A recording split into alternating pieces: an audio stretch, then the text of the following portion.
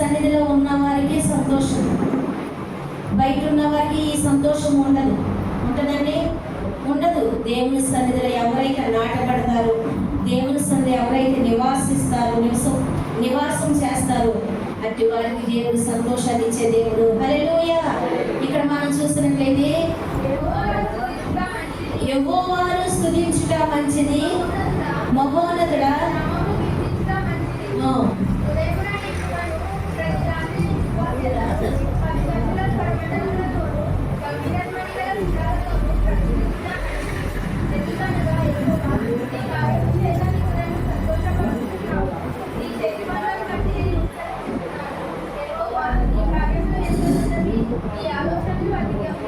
చాలండి. హల్లెలూయా. ఇక్కడ మనం చూసినట్లయితే యెహోవాను స్తుతించుట మంచిది, మహోన్నతుడా నీ నామమును కీర్తించుట మంచిది. ఉదయమున నీ కృపను, ప్రతి రాత్రి నీ విశ్వాసతను 10 తంతుల స్వరమండలముతోను గంభీర ధ్వని గల సితారతోను ప్రచురించుట మంచిది. హల్లెలూయా. మనం ఏం చేయడం మంచిదండి? ఏమి చేయడం మంచిది? యెహోవాను స్తుతించుట మంచిది. దావీదు మహారాజు యెహోవాను స్తుతించాడు, గణపరిచాడు, అందుకే అనేకమైన దీవెనలు పొందుకున్నాడు. హల్లెలూయా. ఎక్కలేనంత ఎత్తైన కొండపైకి ఆయన ఎక్కించడానికి గల కారణం ఏంటి? యెహోవాను స్తుతించాడు. హల్లెలూయా. ఈ రోజున కూడా మనం యెహోవాను స్తుతిస్తే ఎక్కలేనంత ఎత్తైన కొండపైకి దేవుడు మనల్ని ఎక్కించగలడు. హల్లెలూయా. అంతేకాదు, యెహోవా నీ కార్యములు దొడ్డవి, నీ చేతి పనులను బట్టి నేను ఉత్సాహించుచున్నాను. హల్లెలూయా. ఆయన చేతి పని ఏంటండి? చెప్పాలి, మీకు తెలిసిందే చెప్పండి. హల్లెలూయా. ఆయన చేతి పని ఏంటి? మనమే. హల్లెలూయా. ఆయన నోటి ద్వారా కలిగితే సృష్టింపబడినవి ఏమిటి? ఆకాశము, భూమి, సముద్రము, ఆకాశ పక్షులు, ఇవన్నీ ఆయన మాట ప్రకారం సృష్టించబడింది. అది మీకు ఆన్సర్ కావాలంటే ఆదికాండం 1వ అధ్యాయంలోకి వెళ్ళండి. హల్లెలూయా. ఆదికాండం 1వ అధ్యాయం చదివితే అందులో ఆన్సర్ ఉంది. ఆయన నోటి మాట చేత అవన్నీ పలికినాయి. జీవరాశులు, పక్షులు, నీటిలో ప్రాకు జీవులు అన్నీ ఆయన నోటి మాట ద్వారా కలుగును గాక అంటే కలిగింది. హల్లెలూయా. కానీ మానవుని బట్టి ఆయన మట్టిని తీసి బొమ్మను చేసి జీవాయువు ఊదగా నరుడు జీవాత్మాయను. హల్లెలూయా. ఆయన మట్టిని తీశాడు, బొమ్మను చేశాడు. బొమ్మను ఏం చేశాడు? కలుగుదాడు. ఎలా ఊదాడండి? కలుగుదాడు. ఇప్పుడు మనలో ఉన్న ఊపిరేంటి? హల్లెలూయా. గాలి. హల్లెలూయా. ఆయన ఊదగా మనిషి లేచి నిలబడినాడు. హల్లెలూయా. ఎంత గొప్ప దేవుడు అండి మన దేవుడు. మనం దేంతో చేయబడ్డాము? మట్టితో చేయబడ్డాము. బంగారంతో చేయబడలేదు మనము. హల్లెలూయా. ఇనుముతో చేయబడలేదు, వెండితో చేయబడలేదు, మట్టితో చేయబడ్డాము. హల్లెలూయా. ఈ మట్టిని దేవుడు ఇంకా ఈ విధంగా ఇన్ని కార్యములు మన ద్వారా దేవుడు జరిగిస్తున్నాడంటే మనం ఎంత ధన్యులము. హల్లెలూయా. మనం చాలా ధన్యులము. ఎందుకంటే దేవుని సన్నిధిలో దేవుని స్తుతిస్తున్నాం, దేవుని ఆరాధిస్తున్నాము. హల్లెలూయా. అంతేకాదు 13వ వచనంలో యెహోవా మందిరములో నాటబడిన వారై వారు మన దేవుని ఆవరణములో వర్ధిల్లుదురు. హల్లెలూయా. ఇక్కడ మనం చూసినట్లయితే దావీదు మహారాజు అంటూ ఉన్నాడు ఏమని? యెహోవా మందిరములో నాటబడిన వారై వారు మన దేవుని ఆవరణములో వర్ధిల్లుదురు. వర్ధిల్లాలంటే ఎక్కడికి రావాలి? దేవుని ఆవరణములోకి రావాలి, దేవుని మందిరములోకి రావాలి. హల్లెలూయా. యెహోవా మందిరములో నాటబడాలి. హల్లెలూయా. ఒక మొక్కని తెచ్చి కడిపిలాకి వెళ్ళి మనం పువ్వుల మొక్క తెచ్చామనుకోండి, అవి అలా పడేస్తే మొలుస్తాయా? మొలవు. దాన్ని ఏం చేయాలి? నాటాలి. దానికి రోజు నీరు పోయాలి. అలాగే మీరు కూడా ఏం చేయాలి? దేవుని మందిరములో నాటబడిన వారై ఉండాలి. హల్లెలూయా. నాటబడితే వారం మీకు ఏం పోస్తాము? నీళ్లు. హల్లెలూయా. ఏమి నీరది? దేవుని వాక్యము. హల్లెలూయా. దేవుని వాక్యము మీ హృదయంలో నింపబడినప్పుడు మీరు వర్ధిల్లుతారు. హల్లెలూయా. దేవుని వాక్యము మీలోకి వెళ్ళినప్పుడు అంతకట్టబడిన చెట్టు వలె మీరు ఉంటారు.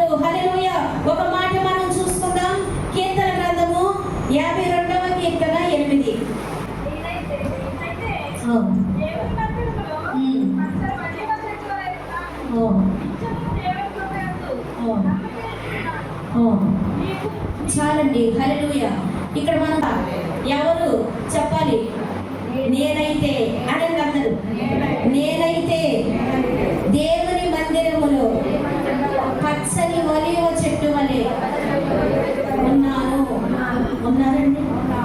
నిజంగా చెప్పండి. హల్లెలూయా. నిజంగా చెప్పాలి. హల్లెలూయా. మనం దేవుని మందిరంలో ఎలా ఉండాలి? పచ్చని ఒలీవ చెట్టు వలె ఉండాలి. దావీదు మహారాజు ఎలా ఉన్నాడు? దేవుని మందిరంలో పచ్చగా ఉన్నాడు. హల్లెలూయా. పచ్చని ఒలీవ చెట్టు వలె ఆయన ఎదుగుతూ ఉన్నాడు. అంతేకాదు, నిత్యము దేవుని కృపయందు నమ్మిక ఉంచి ఉన్నాను. మనం ఏం చేయాలి? దేవుని కృపలో నిత్యము నమ్మకం ఉంచాలి. నమ్మకం ఉంచితేనే దేవుడు మనకి జయ జీవితం ఇవ్వగలడు. హల్లెలూయా. నమ్మకపోతే కనుక అపజయమే, నమ్మితే జయము. హల్లెలూయా. ఈ రోజున మన జీవితాలలో దేవుడు జయము చేకూరుస్తున్నాడంటే మనం ఏం చేయాలి? దేవుని సన్నిధిలో పచ్చని ఒలీవ చెట్టు వలె, నాటబడిన వారి వలె మనం ఉండాలి. హల్లెలూయా. అంతేకాదు, 2వ దినవృత్తాంతములు 30:26.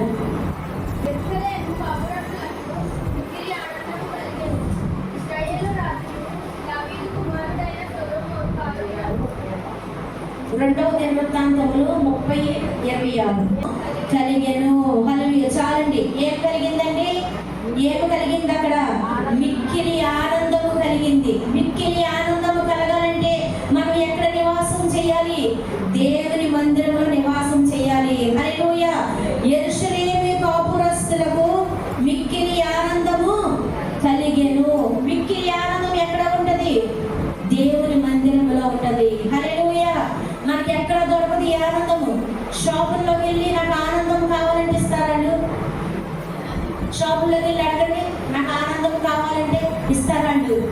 నీకు ఏ బట్టలు కావాలో చెప్పి పంపిస్తామంటారు, కానీ నాకు ఆనందం కావాలంటే వాడు ఇస్తారా? ఎక్కడికి వెళ్ళి అడగాలి ఆనందము? దేవుని మందిరములో అడగాలి. హల్లెలూయా. హల్లెలూయా. ఒక స్త్రీ ఉన్నది, ఆమె యోగ్యురాలు. సామెతల గ్రంథంలో ఉంది ఆ స్త్రీ గురించి. హల్లెలూయా. అయితే ఆ స్త్రీ ఏం చేసిందంటే చాలా పొదుపైన మనిషి. అంతేకాదు, దేవుని యందు భయభక్తులు కలిగిన స్త్రీ. సామెతలు 31 అధ్యాయంలో ఉంది ఆ మాట. సామెతలు 31. అయితే ఆ స్త్రీ ఏం చేసిందంటే తన భర్తను పిలిచి, ఏమండి, షాప్కి వెళ్ళి కూర, నార, కొప్పులో పువ్వులు కొనుక్కరండి అన్నమాట. ఏమందండి?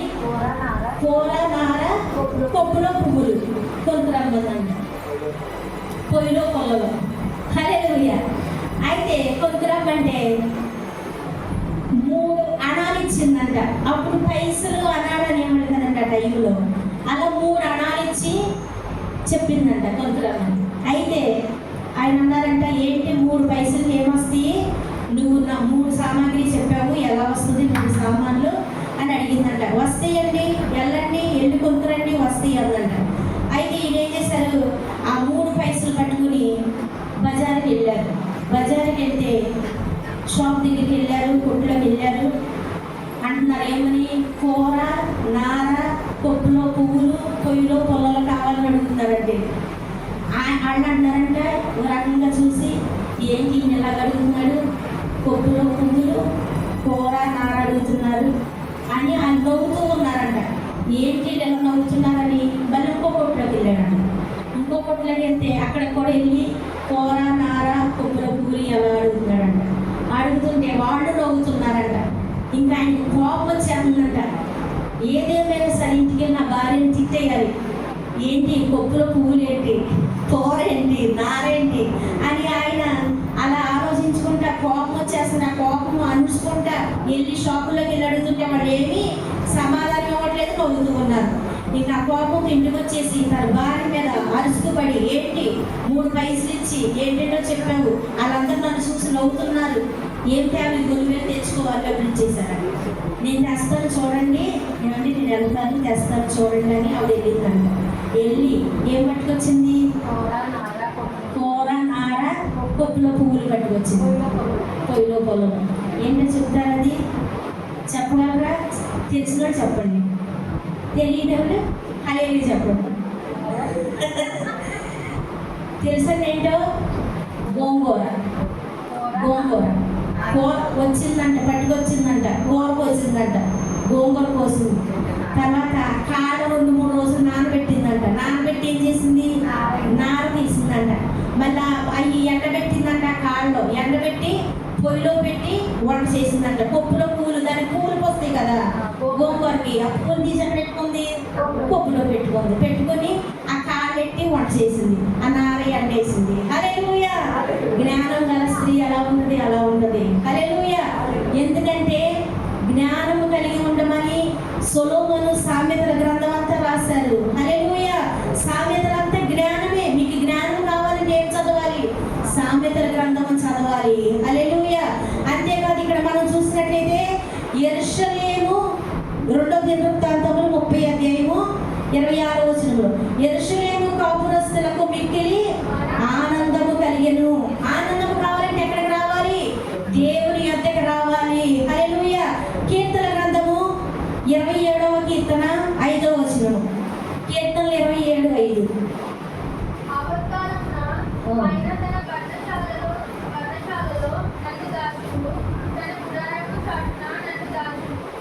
చాలండి. ఇప్పుడు మనం చూసినట్లయితే ఆపత్కాలమున ఆయన తన పర్ణశాలలో నన్ను దాచును, తన గుడారపు మాటన నన్ను దాచును, ఆశ్రయ దుర్గము మీద ఆయన నన్ను ఎక్కించును.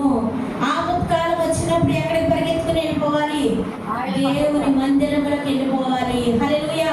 అన్నాడు ఆసాపు కుమారులు భూమి నెరవేర్చినప్పుడు ఎక్కడికి పరిగెత్తుకుని వెళ్ళిపోయారు? ఆయన మందిరంలోకి పరిగెత్తుకెళ్ళిపోయి ఆయన ప్రత్యక్ష గుడారమును పట్టుకున్నప్పుడు వాళ్ళు మరణం నుండి తప్పించబడ్డారు. హల్లెలూయా. ఇప్పుడైతే యేసయ్య మన కోసం శిలువలో రక్తాన్ని కార్చాడు కాబట్టి మన పాపాలు క్షమించబడి, ఆ టైంలో అలా కాదు. యెహోవా టైంలో కుమారుడు భూమి మీదకి రానప్పుడు తండ్రి టైంలో వాడు ఏం చేశారంటే ఆ బలిపీఠం దగ్గరికి వెళ్ళి బలిపీఠాన్ని ఇలా ముట్టుకుంటే వారికి క్షమాపణ దొరికేది. హల్లెలూయా. ఇప్పుడు యేసయ్య మనందరినీ క్షమించాడు. ఆయన రక్తం ద్వారా ఆయన మనల్ని క్షమించాడు. ఆపత్కాలంలో ఎక్కడికి మనం వెళ్ళాలి? ఆయన పర్ణశాలలోకి మనం వెళ్ళాలి. హల్లెలూయా. ఆయన పర్ణశాలలోకి వెళ్ళినప్పుడు గుడారపు మాటున ఆయన నన్ను దాచును. హల్లెలూయా. ఈ రోజు మనం దాచబడ్డామంటే, సాతాను నోటి నుండి తప్పించబడ్డామంటే మనం ఎక్కడ దాచబడి ఉండాలి? ఆయన పర్ణశాలలో దాచబడి ఉండాలి. హల్లెలూయా. కీర్తన గ్రంథము 84:4. కీర్తనలు 84:4.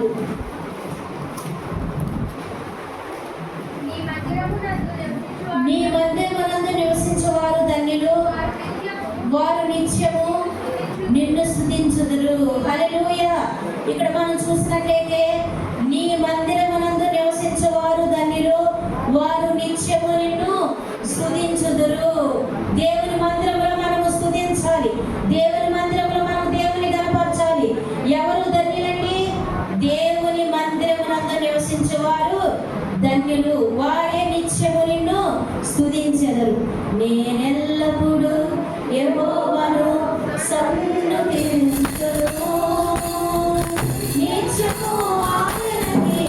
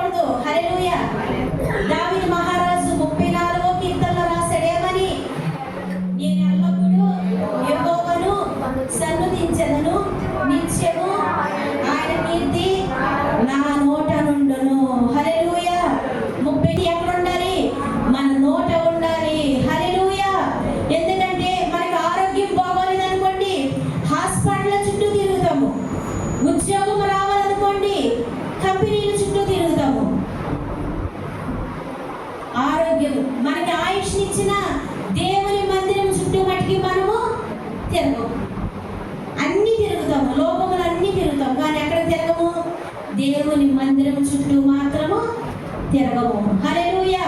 తిరగాల వద్దండి? మనకు ఆయుష్ ఇచ్చిన దేవుని చుట్టూ మనం తిరగాల వద్దా?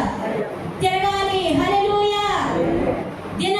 దినదినము ఆయన మందిరంలో పచ్చని ఒలీవ చెట్టు వలె ఉండాలంటే ఎక్కడ నివాసం చేయాలి?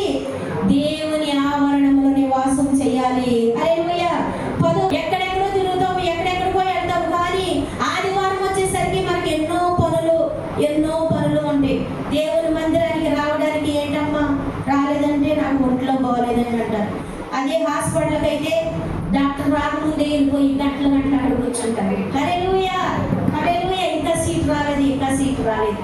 ఎలా వస్తుంది సీటు? హల్లెలూయా. నువ్వు ఇక్కడ ప్రార్థన చేసుకుని దేవుని మందిరంలో వారం క్రమంగా తప్పకుండా వచ్చి దేవుని ఆరాధిస్తే నీకు వెళ్ళినట్టే సీట్ వస్తుంది. హల్లెలూయా. ఎవరో సీటు పెడతారు, ఆ టైంకి వాళ్ళు ఉండరు, మనం వెళ్ళిపోవచ్చు లోనికి. హల్లెలూయా. ఆ రకంగా దేవుడు మనకి సహాయం చేస్తాడు. హల్లెలూయా. దేవుని మందిరంలో నాటబడిన వారమే మనం ఉండాలి. మందులు ఖర్జూర వృక్షము వలె మోము వేయుదురు, లెబానోను మీది దేవదారు వృక్షము వలె ఎదిగి వారు ఎదుగుదురు. యెహోవా మందిరములో నాటబడిన వారే వారు మన దేవుని ఆవరణములో వర్ధిల్లుదురు. నాకు ఆశ్రయ దుర్గమైన యెహోవా యథార్థవంతుడనియు ఆయన యందు ఏ చెడుతనము లేదనియు ప్రసిద్ధి నొందుటకై వారి ముసలితనమందు ఇంకా చిగురు పెట్టుచుందురు, సారము కలిగి పచ్చగా ఉందురు. హల్లెలూయా. మనం ముసలివారు అయిపోయినప్పుడు పచ్చగా ఉండాలంటే ఎక్కడ నివాసం చేయాలి? దేవుని మందిరములో. హల్లెలూయా. దావీదు మహారాజు దేవుని మందిరంలో నివాసం చేశాడు కాబట్టి వృద్ధాప్యము వచ్చే వరకు దేవుణ్ణి అంటు పెట్టుకుని ఉన్నాడు. హల్లెలూయా. హానోకును చూసినట్లయితే 300 సంవత్సరములు దేవునితోనే నడిచాడు. జీవిత కాలమంతయు దేవునితోనే నడిచాడు. హల్లెలూయా. ఎన్ని కష్టాలు, బాధలు, ఇరుకులు, ఇబ్బందులు వచ్చినా దేవుణ్ణి మాత్రం విడిచిపెట్టలేదు హానోకు. హల్లెలూయా. దేవుని సన్నిధిలో దేవుణ్ణి అంటు పెట్టుకొని దేవుని మందిరాన్ని అంటు పెట్టుకొని మనం జీవించినట్లయితే మనకి ఏ కొరత, ఏ లోటు ఏమీ ఉండదు. అన్ని సమృద్ధిగానే ఉంటాయి. ఏ మాటలు దేవుడు దీవించి ఆశీర్వదించబడును గాక. ఆమేన్.